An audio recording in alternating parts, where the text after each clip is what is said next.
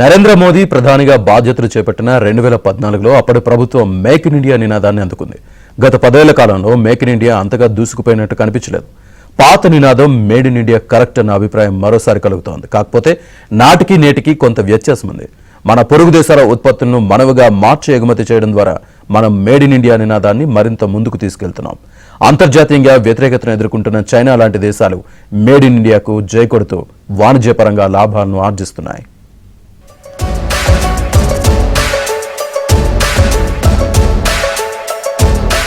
జాతీయ భద్రతకు వాణిజ్యానికి ఒకప్పుడు లింక్ ఉండేది. 2020లో గల్వాన్ ఘటన జరిగినప్పటి నుంచి చైనా వస్తువులను బహిష్కరించాలన్న డిమాండ్ పెరిగింది. దేశంలో చైనా బజార్ల పేరు మార్చి ఇండియా బజార్గా నామకరణం చేశారు. వాణిజ్యపరంగా భారత్ చైనా మధ్య పచ్చగడ్డి వేస్తే బగ్గుమనేది. ఇప్పుడు అలాంటి వ్యవహారాలు కాలగర్భంలో కలిసిపోయే రోజులు వచ్చాయి. చైనా కూడా మిలిటరీ దూకుడును తగ్గించింది.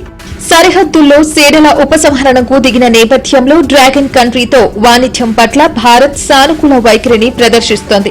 తయారీ రంగంలో ఇరు దేశాలు పరస్పర సహకారం దిశగా అడుగులు వేయడం మొదలుపెట్టి కొంతకాలమే అయింది. అమెరికాతో వాణిజ్యంపై సీరియస్ చర్చలు కొనసాగిస్తూనే చైనాతో వ్యాపార వాణిజ్య సంబంధాలను మెరుగుపరుచుకుంటున్నాం.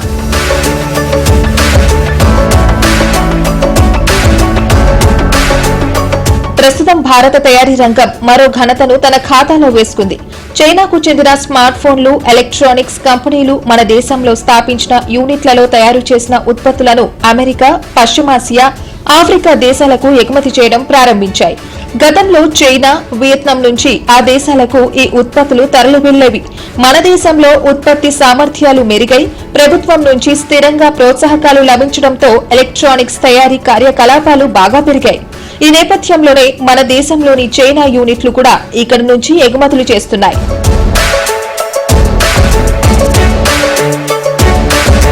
పరిస్థితులకు తగ్గట్టు మారితేనే వ్యాపారంలో మనుగడ ఉంటుందని గుర్తించాలి. చైనా కంపెనీలు ఈ విషయాన్ని బాగానే వంట పట్టించుకున్నాయి.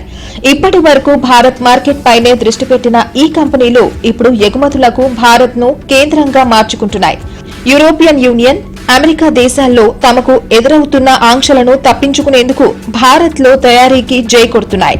చైనా స్మార్ట్ ఫోన్, ఎలక్ట్రానిక్ ఉపకరణాల కంపెనీలు ఈ విషయంలో ముందున్నాయి. ఇందుకోసం స్థానిక కంపెనీలతో తయారీ ఒప్పందాలు కుదిరించుకుని మరి తమ వస్తువులను అమెరికా, పశ్చిమాసియా, ఆఫ్రికా దేశాలకు ఎగుమతి చేస్తున్నాయి. పైగా ఆయా కంపెనీ బోర్డులలో భారతీయులను ఉన్నత స్థానంలో నియమించుకుంటున్నాయి. చైనా నుంచి వచ్చేటువంటి సంస్థలని ఆహ్వానిస్తూ ఉంది. 49% చైనా కంపెనీలకి, దానితో జత కలిసినటువంటి భారత కంపెనీలకి 51% భాగస్వామ్యంతో అలాంటి సంస్థల్ని ఏర్పాటు చేయబోతున్నాం. చైనా ఆ విధంగా ఒప్పందాలు చేసుకోవడానికి, భారతదేశంలో పెట్టుబడులు పెట్టడానికి గతంలోనే ముందుకొచ్చింది. అయితే గాల్వన్ లోయలో జరిగినటువంటి 2 దేశాల మిలిటరీల మధ్య జరిగినటువంటి ఒక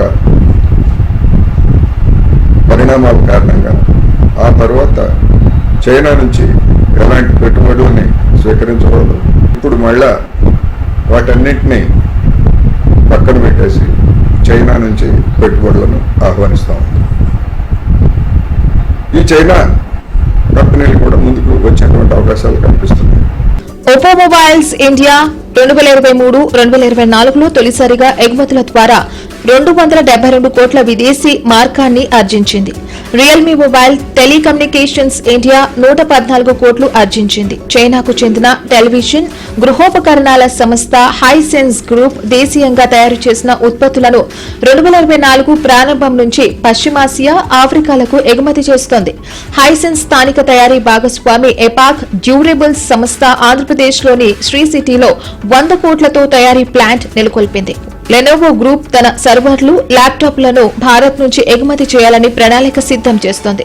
దీని అనుబంధ సంస్థ మోటరోలా ప్రస్తుతం తన పరికరాలను అమెరికాకు ఎగుమతి చేస్తోంది. మోటరోలా ఫోన్లను ఇక్కడ డిక్సన్ టెక్నాలజీస్ తయారు చేస్తోంది. ఎగుమతి అవసరాలకు అనుగుణంగా ఉత్పత్తి సామర్థ్యాన్ని 50% పెంచుకుంటున్నట్లు గత నెలలో సంస్థ తెలిపింది. ఐటెల్, టెక్నో, ఇన్ఫినిక్స్ బ్రాండ్లను కలిగిన చైనా కంపెనీ ట్రాన్సన్ హోల్డింగ్స్ స్మార్ట్ ఫోన్లను కూడా డిక్సన్ టెక్నాలజీస్ ఉత్పత్తి చేస్తోంది. వీటిని ఆఫ్రికాకు ట్రాన్సన్ ఎగుమతి చేస్తోంది. Vivo, Realme, one plus, Xiaomi తదితర స్మార్ట్ ఫోన్ తయారీ సంస్థలు కూడా దేశీయ సంస్థలతో భాగస్వామ్యం కుదిరించుకుని ఎగుమతులు ప్రారంభించాయి. ఎలక్ట్రానిక్ వస్తువులు వీటన్నిటిని చూసినప్పుడు ఫోన్లు కావచ్చు లేదా ఇతర ఎలక్ట్రానిక్ పరికరాలు కావచ్చు, ఇవన్నీ కూడా అసెంబ్లింగ్ చేసి బ్రాండ్లు వేసుకోవడం తప్ప సొంతంగా వాటికి అవసరమైనటువంటి విడిభాగాలు వేరే మరొక దేశంలో తయారవుతున్నాయి. అందువలన మన దేశం అసెంబ్లింగ్ కేంద్రంగా మారేటువంటి అవకాశాలు కనిపిస్తున్నాయి. ఆ అసెంబ్లింగ్ కేంద్రంగా మారినటువంటి పరిస్థితుల్లో ఇక్కడ కాకుండా మరొక ఏ ఆఫ్రికా దేశంలోనో లేదా మరొక దేశంలోనో ఆ అసెంబ్లింగ్ అనేటువంటిది గిట్టుబాటుగా ఉండి ఎక్కువ లాభాలు కనుక వచ్చేట్లయితే ఈ కంపెనీలన్నీ కూడా పోలోమంటూ అక్కడికి కూడా వెళ్ళిపోయినా ఆశ్చర్యం లేదు. అది చైనా కావచ్చు, భారత్ కావచ్చు, మరొక పెట్టుబడిదారు ఎవరైనా కానీ.